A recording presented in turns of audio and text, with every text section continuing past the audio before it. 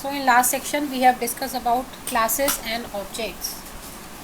I have told you that object can be created by two different ways. One is attribute referencing and second one is instantiation. So further we will discuss about methods in class or class methods. What are class methods? As you all know, class is used to pack the data for the functions. Functions will operate on the data given in the class. The functions defined within the class are called methods.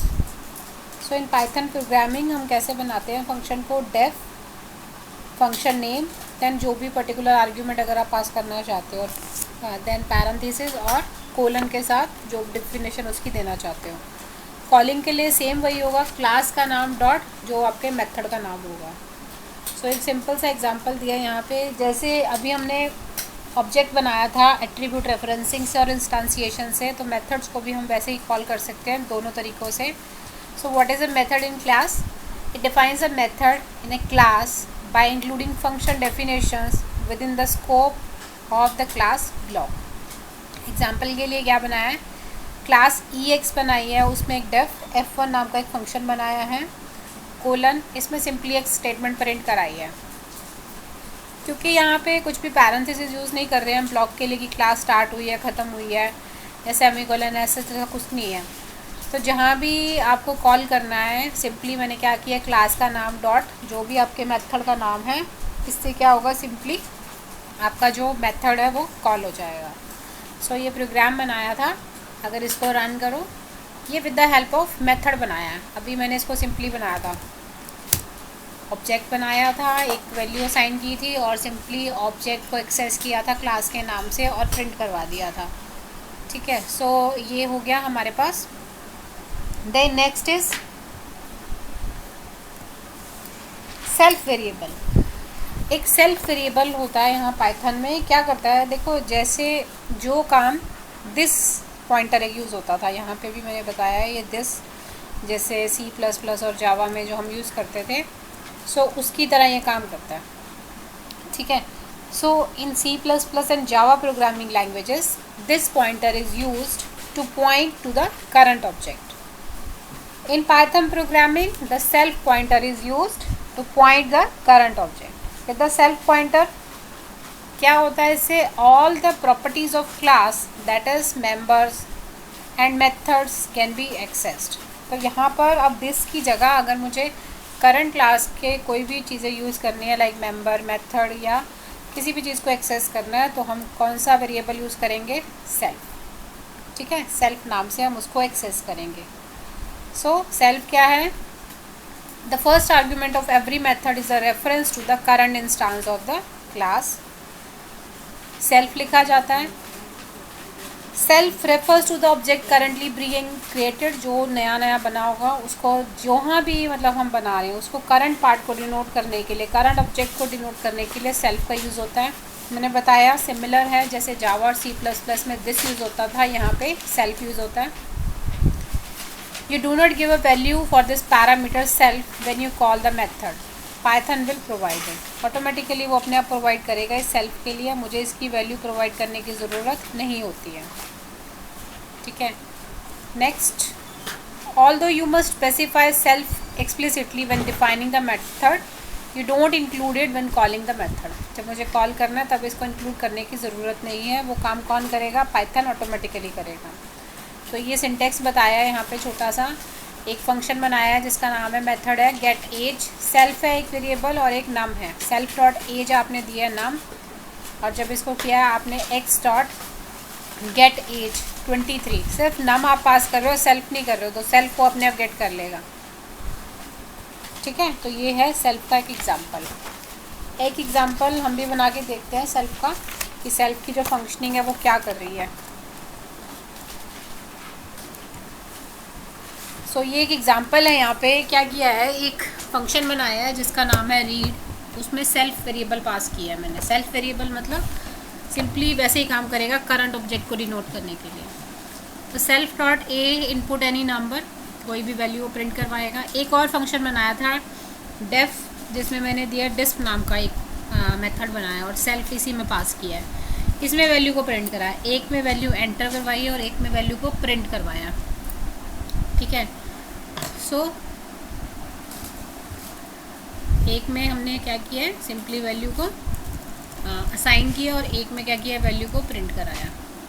तो यहाँ थे, तो ये example है, ठीक है। तो def read self से ही पास होगा, सेल्फ कीवर्ड यूज़ होगा, जैसे अभी तक दिस यूज़ होता था। और जब भी उसको वो फंक्शन में कहीं या मेथड में यूज़ करना है तो सेल्फ डॉट ए जो भी वेरिएबल है, ठीक है। ये टाइपिंग में मिस्टेक हो गई है, कैपिटल ए नहीं है, स्मॉल ए ही आएगा। ये सेकंड मेथड है ऑब्जेक्ट को एक्सेस करने का, जो मैंने बताया था इंस्टांसिएशन, कि पहले हम एम्प्टी देते हैं और फिर उस ऑब्जेक्ट से हम पहले इस फंक्शन को कॉल करवा रहे हैं और फिर इस डिस्प को कॉल करवा रहे हैं, ठीक है। आउटपुट क्या होगी, सबसे पहले चलेगा प्रोग्राम, एंटर एनी वैल्यू आ जाएगी, देन वैल्यू ऑफ ए मैंने इससे डिस्प से प्रिंट कराया तो गुड मॉर्निंग एंटर किया, गुड मॉर्निंग ही यहाँ पर प्रिंट हो जाए। So it is an example of self variable. Simply याद रखना है कि जो काम हमारा दिस का था जावा में या C++ में, वही सेम काम यहाँ पे सेल्फ वेरिएबल की हेल्प से होगा, ठीक है। Next, deleting instances. In Python you don't need to delete any instance of objects, हमें यहाँ पे डिलीट कुछ भी नहीं करना पड़ता, पाइथन ऑटोमेटिकली इसको करता है with the help of garbage collector. So when you are done with an object you don't have to delete or free it explicitly, हमें खुद से करने की ज़रूरत नहीं है। जैसे हम C++ में डिस्ट्रक्टर्स को यूज़ करते हैं कि मेमोरी को फ्री करने के लिए, Python has automatically use garbage collection feature. it will automatically detect when all of the references to a piece of memory have gone out of scope, so it will freeze that memory. It generally works well, few memory leaks. There's also no destructor method for classes. तो यहाँ पे क्या है, destructor method भी एक use होता है, अभी फर्दर हम यूज़ करेंगे जब पढ़ेंगे कंस्ट्रक्टर का concept. Next, it is a syntax of accessing attributes. कैसे एट्रीब्यूट्स मीन्स जो भी आपकी प्रॉपर्टीज़ हैं जो आपने डिफाइन किया, तो उनको डॉट से हेल्प एक्सेस कर रहे हो, जैसे जो भी इस वेरिएबल का नाम है डॉट फुल नेम, और अगर फंक्शन है या मेथड है तो उसको ब्रैकेट्स लग जाती हैं। सिंपल सी एक पहचान है फंक्शन और प्रॉपर्टी में कोई पैरेंथेसिस नहीं आते, एट्रीब्यूट या प्रॉपर्टी एक ही बात है। वेयर एज जो मेथड है या फंक्शन है उनमें ये वाले पैरेंथेसिस आते हैं, यूज़ होते हैं। Next is your class properties and instance properties. So what are class properties and instance properties? Class can contain two types of properties. One is variable and second one is method. The data in a class is maintained with the members. There are two types of variables. देखो अब जो हमारी class होती है उसमें एक तो हमारे पास क्या होते हैं, वेरिएबल्स होते हैं, और एक क्या होता है, फंक्शंस होते हैं। तो वेरिएबल्स को डेटा बोलते हैं और फंक्शंस को यहाँ पे मेथड्स बोलते हैं। तभी इसने बोला कि class contains two types of properties, one is your variable and second one is your methods. So same जैसे ऑब्जेक्ट को हम दो तरीक़ों से पे आए हैं एक्सेस, तो यहाँ भी there are two types of variable, दो तरह से होते हैं, वन इज़ क्लास वेरिएबल और second one is instance variable. Class variables maintains only a single copy of the data. The value of class variable is shared by all the instances, whereas the instance variable values change from one instance to another. जो instance variable की value होती है वो हर instance पर change होती रहती है, very करती रहती है, ठीक है। सो कुछ एक इसके यहाँ पे हमारे पास बिल्ट इन क्लास प्रॉपर्टीज़ हैं हमारी, क्या होती हैं ये क्लास प्रॉपर्टीज़ जो ऑलरेडी बनी हुई हैं। डिक्शनरी को रिप्रेजेंट करती है ये। सेकेंड डॉक्यूमेंटेशन स्ट्रिंग को रिप्रेजेंट करती है।